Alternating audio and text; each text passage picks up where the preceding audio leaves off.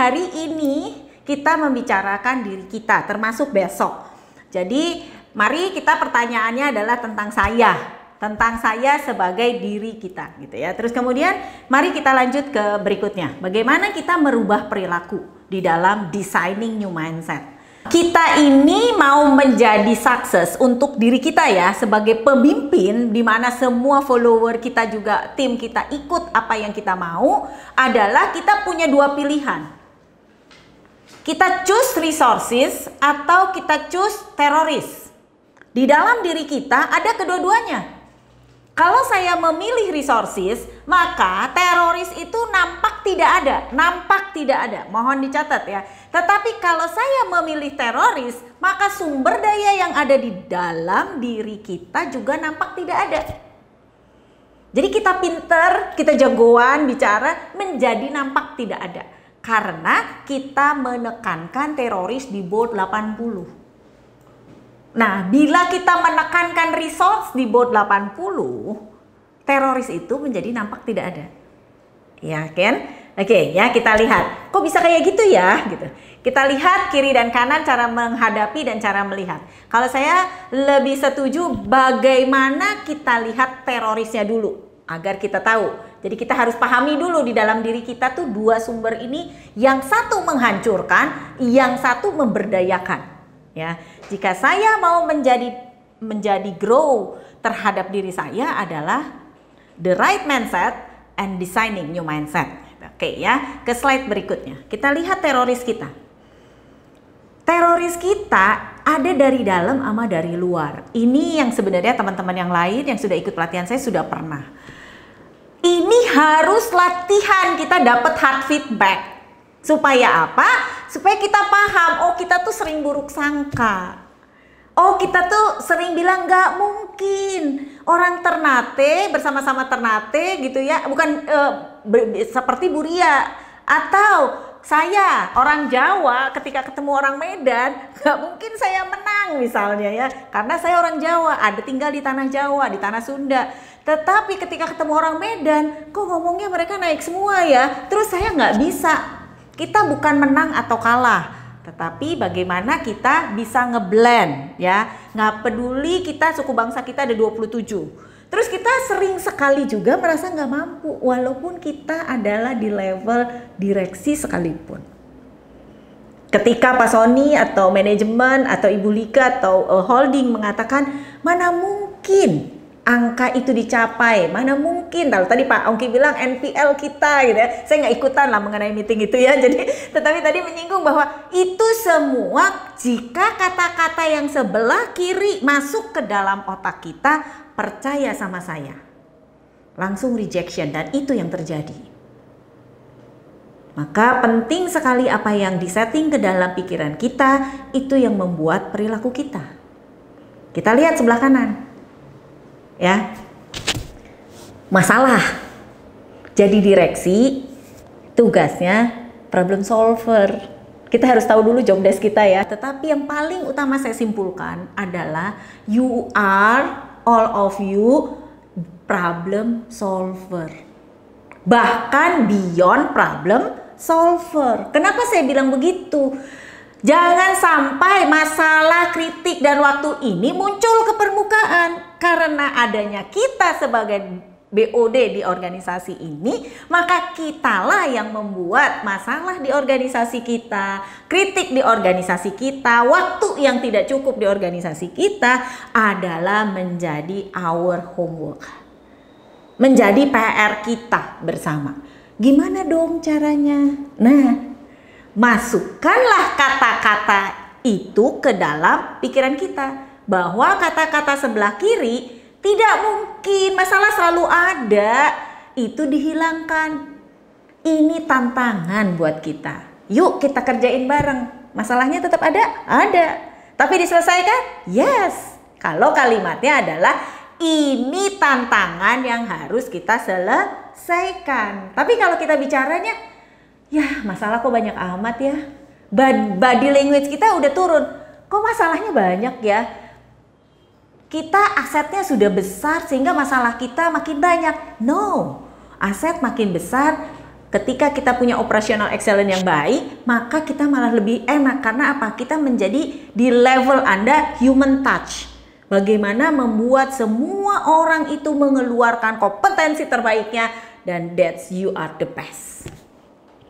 Ya, jadi teroris ini adalah sesuatu yang harus kita buang atau killing. Dengan cara apa? Misalnya saya punya direksi adalah Pak Ongki, tiba-tiba muka Pak Ongki adalah cemberut gitu. Saya bilang, kenapa ya Pak Ongki cemberut? Emang nggak suka? Saya ngomong nggak dijawab, saya bertanya nggak dijawab. Terus kita bilang, waduh, saya udah dicuekin deh gitu. Saya rasa bukan itu. Kalau saya bilang, oke, Pak Ongki kali sibuk, apa ya yang mesti kita bantu? Atau kita kerjakan pekerjaan kita, jauhi dulu Pak Ongki sampai dengan beliau. Nah, banyak hal yang membuat kita bisa melakukan bahwa buruk sangka ini hilang dari pikiran. Kenapa? Maka bisa juga teroris di killing, bisa juga tidak. Pilihannya di Anda, terserah. Nah, kita lihat perluas sumber daya. Ini adalah kekuatan kita yang kedua. Jadi kekuatan yang pertama teroris tapi menghancurkan. Kekuatan yang kedua sumber daya membuat kita berdaya, ya. Membaca. Bayangkan membaca, Anda bisa baca jurnal yang 1 halaman. Nggak harus buku kan sekarang, e-book pun adalah PPT yang PPT yang berupa e-book adalah berupa PPT yang berlembar-lembar, paling banyak 42 lembar. Itu e-book. Saya baru tahu beberapa sebulan yang lalu. Jadi buat buku udah nggak usah harus lagi 200 lembar. Tapi dengan PPT 40 lembar itu udah bisa jadi e-book dan bisa didistribute kepada para platform-platform e-book. Jadi untuk membaca mudah. Tetapi kita senang sekali membaca WA yang panjang kita nggak bosen. Tapi membaca buku, e-book, jurnal pengetahuan kita sering skip. Kita punya tugas sebagai BOD di organisasi, ternyata kita punya tugas lain dari manajemen. Nggak usah takut, karena itu pengkayaan. Kalau in bahasa Indonesia itu pengkayaan buat kita. Kemudian enrichment. Saya sebagai director di perusahaan, ternyata saya diminta juga menjabat menjadi director di tempat lain. Enrichment itu bukan Anda nggak punya waktu. Tetapi makin kita sibuk, makin kita berdaya, maka makin kita upskill, makin kita terus akan digunakan. Kemudian unlearn and reskill. Ini baru ya, ini baru. Kenapa unlearn? Karena kepintaran kita di masa lalu dengan adanya industri 4.0, kita benar-benar harus mengosongkan pikiran kita. Jadi bukan hanya reskill ya, tetapi kita unlearn. Jadi benar-benar kosongkan pikiran kita, kehebatan kita di masa lalu, tetapi mari kita rela mengosongkan gelas kita untuk sesuatu yang baru. Industri 4.0, Society 4.0 dan 5.0 nanti saya akan bahas di hari-hari yang akan datang. Bahwa ketika kita berani melepaskan dan mengosongkan gelas kita, kita siap mendapatkan kompetensi dan capability baru. Belajar dari yang lebih muda, belajar dari orang lain, belajar dari siapapun. Either saya belajar dari anak saya.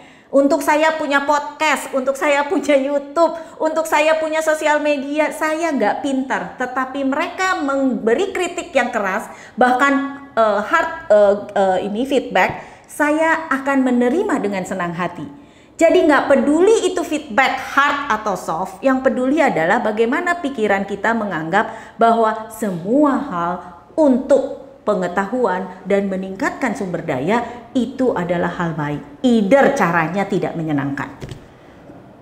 Ya, jadi kembali adalah mindset kita yang harus kita rapihkan. Kemudian discussion.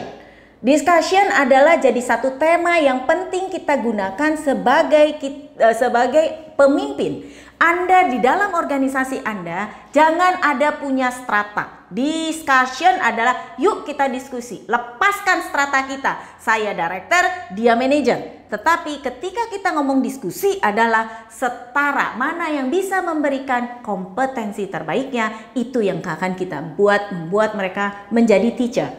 Jadi kalau saya lupa startupnya yang sudah jadi unicorn, dia mengatakan bahwa everybody, setiap orang jadikan teacher.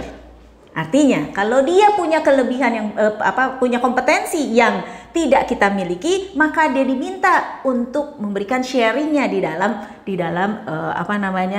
dalam briefingnya kita. Jadi briefing kita bukan hanya tentang pekerjaannya kita, tetapi juga knowledge baru. Apa yang kamu mau sharing sama kita? Nah, itu aja, biarkan semua orang menjadi teacher, sehingga komunikasi mereka dalam mengungkapkan sesuatu itu menjadi terasah. Itu menjadi budaya kita, gitu, bahwa kita menjadi seseorang yang menerima pengetahuan dari siapapun. Discussion no strata. Terus kemudian sharing with mentor. Pastinya kita tidak hanya diskusi dengan tim kita perlu juga masukkan pengetahuan baru, yaitu sharing dengan idolanya atau mentor kita. Baik itu manajemen yang lebih tinggi ataukah orang lain yang bisa membantu meningkatkan sumber daya kita. Saya percaya dua kekuatan yang ada di dalam diri kita, yang satu mematikan, yang satu meleverage kita menjadi direspect oleh orang lain dan dicari oleh orang lain. Tinggal Anda mau pilih yang mana. Saya percaya Bapak Ibu tuh bukan tipe seperti itu. Ini di organisasi yang lain. Jadi bahwa kita sering berburuk sangka adalah pikirannya kita. Kenyataannya kita belum tahu. Terus sering sekali kita merasa tidak mungkin kata-kata ini delete dari pikiran kita. Mohon Bapak dan Ibu, kata-kata ini di-delete. Merasa tidak mampu, merasa tidak mungkin. Merasa aku ini yang paling banyak masalah. Belum lagi kalau contoh saya misalnya anak-anak saya satu udah mau kuliah, yang satu udah kerja, rumah jadi kosong, itu masalah. Kalau saya gadang-gadang jadi masalah, saya menjadi orang paling frustasi. Tetapi kemudian saya mulai pelihara binatang agar menjadi ada teman ngobrol, walaupun menjadi saya ngobrol sendiri. Misalnya, itu salah satu hal kecil yang membuat sesuatu itu bukan lagi musibah tetapi anugerah. Terus kemudian kritik itu yang disebut hard feedback. Kalau aku bilang adalah hard feedback. Hilangkan kata kritik dari pikiran kita. Karena kalau ngomong kritik, kita nggak terima. Kita akan rejection, kita akan siapa sih kamu kok mengkritik saya. Tetapi kalau itu feedback menjadi katanya berubah, maka kita siap. Apapun suku bangsa kita. Ya, kemudian waktu. Saya kalau pulang udah malam, saya nggak punya waktu. Saya meeting terus, bagaimana saya mengerjakan pekerjaan saya? Tidak, tetapi itu adalah time management. Anda sebagai pemimpin utama, tugas Anda adalah mampu memberdayakan sehingga hati mereka adalah milik Anda.